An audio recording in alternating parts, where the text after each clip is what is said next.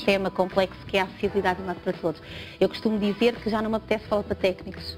Apetece mais falar para políticos, eles riem-se quando eu digo isto no escritório. São boas notícias. São, sabe? E vou dizer porquê. Porque assim, o técnico tem, onde eu me insiro, ainda neste momento, claramente, o técnico tem que aprender esta matéria na universidade. E também tenho, ao longo do meu percurso da minha carreira profissional, tenho vindo a contribuir nas universidades onde vou passando para incutir esta nova matéria.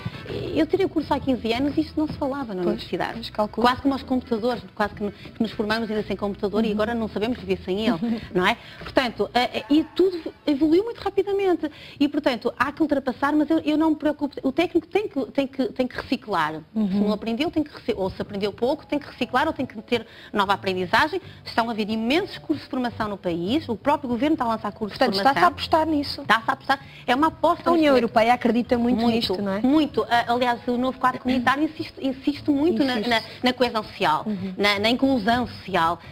Já não vamos ter grandes dinheiros para infraestruturas, estradas, de vias, vamos ter para essas questões da valorização humana, ser humano enquanto pedra, peça do mosaico de uma cidade que é vida, que é mesmo. E, portanto, o que eu queria referir é que o político é absolutamente determinante neste sistema, também neste próprio sistema, que é assim, ele tem que entender, mas tem que entender mesmo e muito rapidamente que a acessibilidade para todos é uma obrigatoriedade, é uma prioridade política. E nós temos neste momento já políticos, felizmente, às diferentes escalas, quer governamentais, mais regionais, ou mesmo a nível das autarquias, porque no fundo as autarquias é que desenham o espaço público, temos que perceber isso, as câmaras. Exato, sim. Temos neste momento políticos que já apostaram nessa matéria. Aliás, desde o momento em que se começou em 2013 a falar do Ano Europeu das Pessoas com Deficiência e a falar muito das questões da acessibilidade, que logo a seguir, no mandato seguinte, já pela primeira vez se viu câmaras a introduzirem o pelouro da mobilidade. Não existia até essa altura. Neste momento temos pelouros de mobilidade, como a Maria já sabe.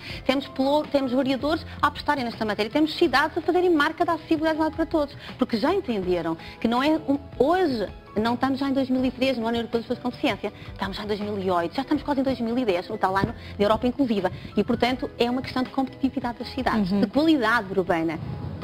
Eliminar a barreira, fazer o espaço acessível, aumentar passeios, tirar os pilaretes do meio, os sinais de trânsito. Todas as modificações que são necessárias. É o desenho urbano. E urgentes até, E isso é desenho urbano. Com certeza. Claro. Nós fomos falar com o Diogo Mateus, ele é professor de urbanismo e deu-nos a sua opinião quanto a toda esta questão, destas dificuldades que ainda existem em Portugal. Vamos ver o que ele nos disse. Nesta área central periférica da cidade de Lisboa, é difícil aceder, por exemplo, uma pessoa que sai do metro para aceder a este edifício, é difícil ultrapassar todas as dificuldades que lhe são colocadas no seu percurso, porque não houve o respeito na elaboração e na concepção do espaço público para essas, tendo em conta essas dificuldades de locomoção, não são só dos deficientes, são também nossas, quando trazemos uma criança, quando trazemos sacos das compras. Portanto, é esta a realidade do espaço urbano nacional. Os passeios, à altura dos lancios dos passeios, muitas vezes não estão como a lei determina, portanto, rebaixados, ou o pavimento da via elevado a um nível que permita uma mobilidade confortável a essas pessoas que apresentam necessidade de utilizar, por exemplo, uma cadeira de rodas. Depois, o tempo que está determinado para o atravessamento das vias também não está pensado para essas pessoas que têm dificuldade de mobilidade.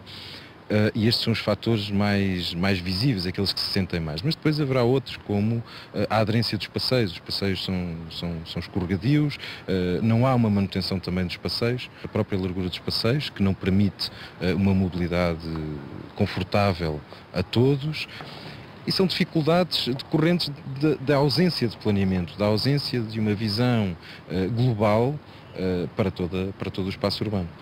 Aprovam-se projetos que invadem o espaço público sem haver essa necessidade e depois, em termos gerais de planeamento da cidade, não se planeia a cidade para o peão, planeia-se a cidade para o automóvel e mesmo para o automóvel planeia-se mal. E depois há todos estes conflitos que é difícil gerir e as autarquias têm um papel muito importante. O Estado tem o papel controlador, tem o papel de obrigar a cumprir a lei, produz legislação, mas depois falta aquela parte de fiscalizar e exigir que as coisas sejam efetivamente feitas como deve ser.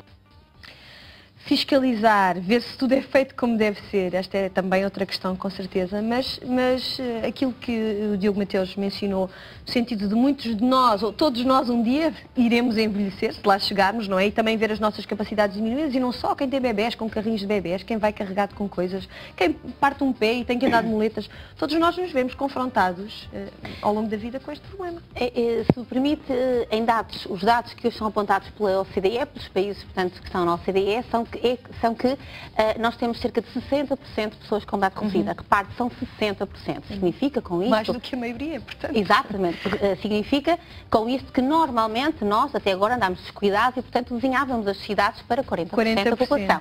Nesses 60% estão incluídos, como referiu muito bem, as grávidas, as crianças, as pessoas que transportam compras, claro, que se alejam temporariamente e, então, também as pessoas séniores, as pessoas idosas, ditas idosas. Aliás, em Espanha, como eu agora estou, como cheguei ontem de Bilbao, tenho muita espanhola, em Espanha fala-se nos majores. E os majores é uma coisa fantástica, porque não vem a terceira idade do ponto de vista negativo.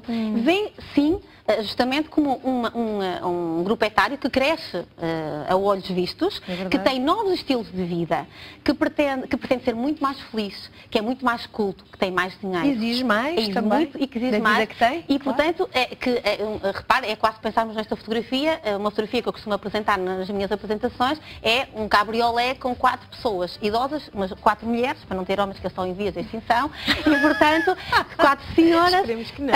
Brincar.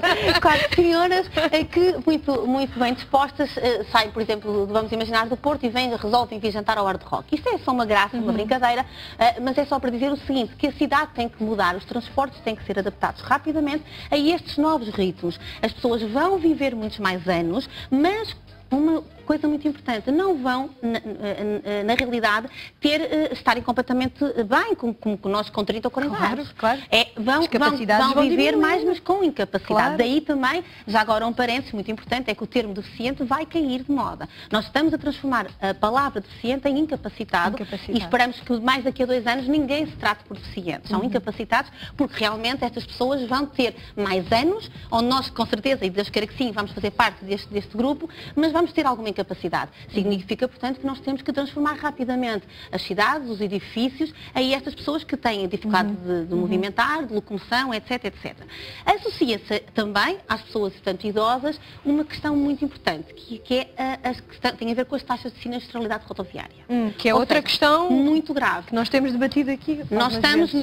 Portugal está mesmo no último lugar da Europa nas taxas de sinistralidade, é a agenda do dia, só se fala dos acidentes rodoviários e nós temos que ter uma atenção, que ainda por cima é muito mais grave, normalmente, em termos de comportamento, porque as pessoas que ficam, por exemplo, numa cadeira de rodas, vamos imaginar, como o caso ali era muito pequenina, não tem muita percepção do que era viver com autonomia. Mas quem está numa cadeira de rodas aos 20 anos ou aos 30, depois, até às vezes no auge da sua carreira profissional, muitas das vezes não consegue nunca mais se integrar na sua vida. E a questão psicológica é muito, muito mais grave. Eu hoje lido com muitas pessoas com incapacidade, umas mais como a Lia e outras que se tornaram com incapacidade depois de alguma idade, em que estavam no auge da carreira profissional, e posso dizer que é completamente diferente a atitude delas comparativamente com a Lia, não tem nada a ver. Mas há uma questão muito importante, é que são essas pessoas que estão a aumentar em termos percentuais. Os carros são cada vez melhores, as estradas são melhores, nós não conseguimos dar a menos de 140, se calhar, ou muito mais. Ultrapassamos qualquer risco de segurança rodoviária, temos imensos pontos negros no nosso país, temos uma cidade que cresceu rapidamente, com estradas nacionais no seu interior, completamente desordenadas, sem passeios, sem qualquer segurança rodoviária e, portanto, daí o que também é interessante saber este número, daí que em meio urbano nós temos uma percentagem muito elevada de sinistralidade, por exemplo, nas passadeiras. Parece antagónico. 80% das pessoas que morrem dentro do espaço urbano morrem nas passadeiras. Como é que é possível? Significa que alguma coisa não está bem, não é? E, portanto, nós temos que pensar, quando desenhamos as cidades, que temos estes novos paradigmas das cidades contemporâneas que vão aumentar cada vez mais a tal percentagem que dizia no início do programa, de 10% da população. Certamente não são já 10 e vão ser cada vez muito mais. São mais do que 10. Eu quis não ser muito dramática, mas de facto já são mais do que 10%. Claro. Lia, como é que vive estas dificuldades da sua deslocação? Como é que a Lia se desloca? Tem